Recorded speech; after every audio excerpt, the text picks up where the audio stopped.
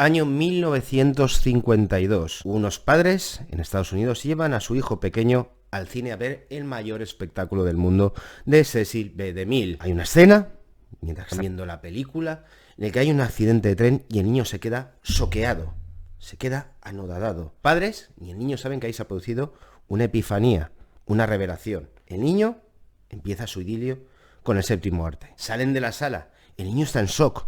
Está en shock como si yo hubiera visto. Entran en mi casa Ana de Armas y Ana Taylor y me dicen: hoy eres nuestro. No saben qué le pasa, luego lo averiguarán. Lo que ha ocurrido es que ahí nace el germen o la relación de amor entre Steven Spielberg y el cine. Hoy vamos a hablar de Los Fabelmans, la película semi-autobiográfica que llevaba unos 20 años Spielberg rondando por su cabeza, hablando de dónde sale su amor por el cine, cuáles fueron sus orígenes y sobre todo una carta de amor, en cierta manera, y de comprensión y de perdón en varias partes del relato, a su familia. Muy Spielberg todo, en cierta manera. De hecho, si lo analizamos, ese que Cuarón hizo su Roma, ha habido un torrente de películas de grandes directores en el cual hablan de sus orígenes. Paul Thomas Anderson, James Gray este año con Armageddon Time, Linklater. Esta película tiene muchas cosas de Linklater. Kenneth Branagh con Belfast. Pues aquí ha llegado Spielberg y ha dicho: es el momento. Sus padres ya no están.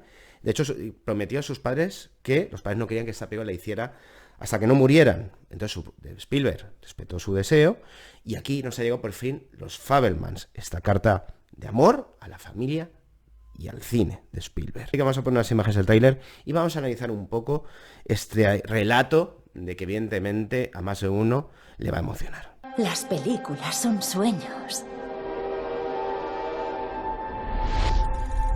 que jamás olvidas. ¿Qué tipo de película vamos a hacer?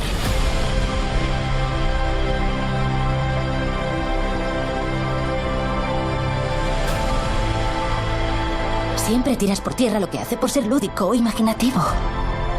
Podrías animarle un poquito.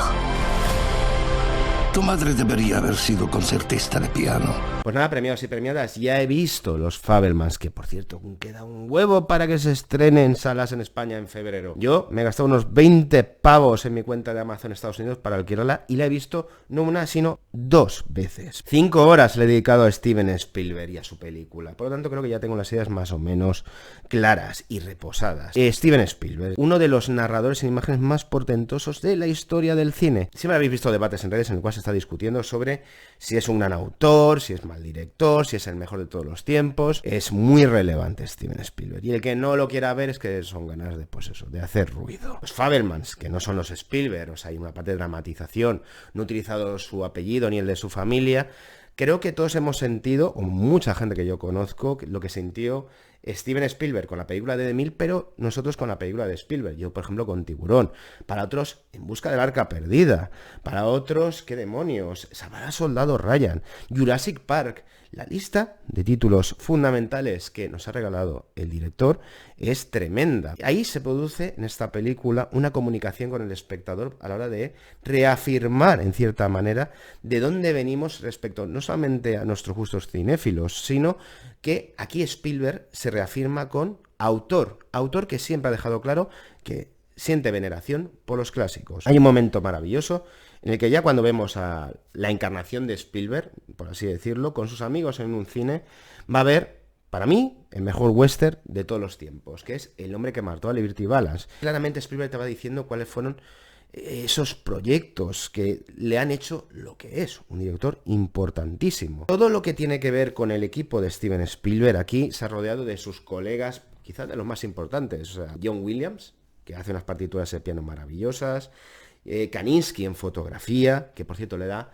cuando vemos en los proyectores los proyectos que está haciendo ese primerizo Steven Spielberg, hay una calidez que parece casi una ensoñación, y la verdad es que es casi como un cuento de hadas por momentos lo que hace el director de foto Kaminsky con la película de Spielberg. Y luego tenemos en guión a Tony Kushner, que por cierto es el que le acompañó en Múnich, en Lincoln, y que en cierta manera se ha convertido en un socio indispensable de Spielberg. También colaboró con él en West Side Story, película que te defiendo todos los días de la semana. Entonces, esta película funciona a 2 niveles. Uno, ese afán y hambre que tiene es nuestro joven protagonista de rodar y rodar y rodar, en el cual Spielberg cuando yo veo que está más conectado con el universo del Linklater, sobre la emoción, de la infancia, y llega a ser hasta naif por momentos, y luego hay una parte dramática que tiene que ver sobre todo con sus padres, interpretados por Michelle Williams y por Paul Dano. Casi todo el peso dramático de la película es la relación que tiene el joven protagonista con su madre, con Michelle Williams. Y ahí hay uno de los problemas que yo veo a la película. Aunque tiene escenas potentísimas como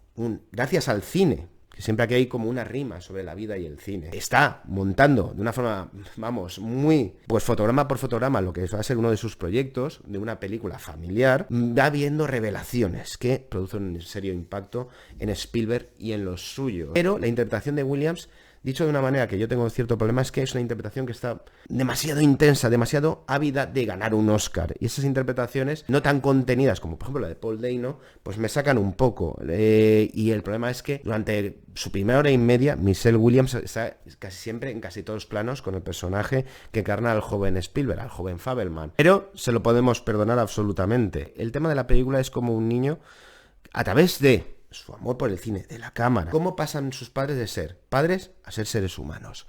Habla de la madurez y creo que por momentos el guión lo traza de una forma muy inteligente. Y evidentemente hay momentos hilarantes, es una de las películas creo más divertidas de toda la carrera de Spielberg. Judy Hirsch, maravilloso, un tío estrafalario, llega y ve el talento que tiene en ciernes el joven Spielberg. Igual que su madre, que era una talentosa pianista, pero debido a los años 50 de ser madre, pues se quedó en el camino y da una complejidad. Y entiendes cómo se relaciona la familia con el arte. Cuando tienes un prodigio, un niño prodigio, puede ser en pintura, en música, y que le absorbe totalmente todo y cómo se relacionará eso con su familia.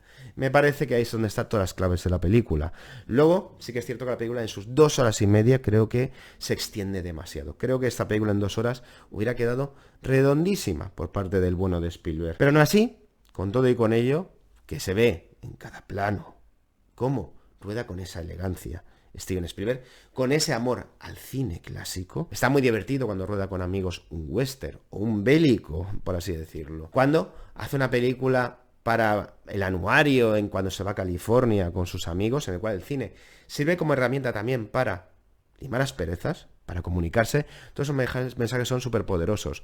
De hecho, toda la parte de California es muy, muy Linklater, repito. Con todo con ello, sin ser una película perfecta, y lo digo porque creo que a mí el Spielberg que a mí me interesaba, creo que se quedó en Múnich. Todo lo que ha venido después, siendo algunas cosas notables, buenas, nunca han igualado los picos de la carrera de Steven Spielberg. Esta película tampoco llega a los picos. A mí os digo, dentro de esta zona de confort de que Spielberg está practicando por así decirlo, su particular Benjamin Button de voy a mirar hacia atrás sobre mis influencias, que es totalmente respetable, de quiero hacer un musical como West Side Story, quiero hacer una película de espías clásica, aunque no son películas sobresalientes, en el cual falta esa chispa, como en Tiburón, como se habla Soldado Ryan, pero como, qué demonios, como la lista de Schindler, sí que es, o Múnich, que creo que es una película que es un salto a la madurez, que luego Spielberg nunca se ha vuelto a meter y yo lo he hecho en falta. La zona de confort de Spielberg ya la quisieran muchos directores. Esta película es notable, al final le voy a poner, es una buena película, que por momentos se me ha hecho un poco larga, creo que, repito, se hubiera quedado en 2 horas, pero que llega a un final en el que cuando estábamos hablando de que la gente en redes a veces se mete con Spielberg, sobre que es un buen director influyente o no, hay un momento en el final, sin hacer spoilers, en el que se junta todo. El pasado, el presente, la vanguardia, el futuro, en relación con el Spielberg que se reúne con un personaje. ¿Y quién interpreta a ese personaje? Es un final extraordinario, en el cual te habla en una mini clase, mini masterclass, pero súper simple, de cómo se tiene que ver y cómo se tiene que rodar en el cine. Brillante, absolutamente brillante. Por lo tanto, ese final me reconcilia con su extrema duración para mí, la interpretación demasiado intensa en busca del Oscar de Michelle Williams, por eso le voy a poner 3 estrellas y media. Todos los que os habéis enamorado del cine de Spielberg, tenéis una cita ineludible, que hayáis leído sus biografías, porque esta película es como una carta de amor, canto de Cisner, a todo lo que ha sido el cine de Spielberg o de dónde ha venido. La película no ha funcionado en taquilla, igual que tampoco West Side Story, pero sí que va a estar en los premios. ¿Qué lugar ocupa Steven Spielberg en el cine de hoy? Lo desconozco totalmente. Pero que es un clásico, es, vamos, incuestionable. Así que se estrena en febrero, ir a verla al cine y como siempre os digo, se os quiere y seguir yendo al cine.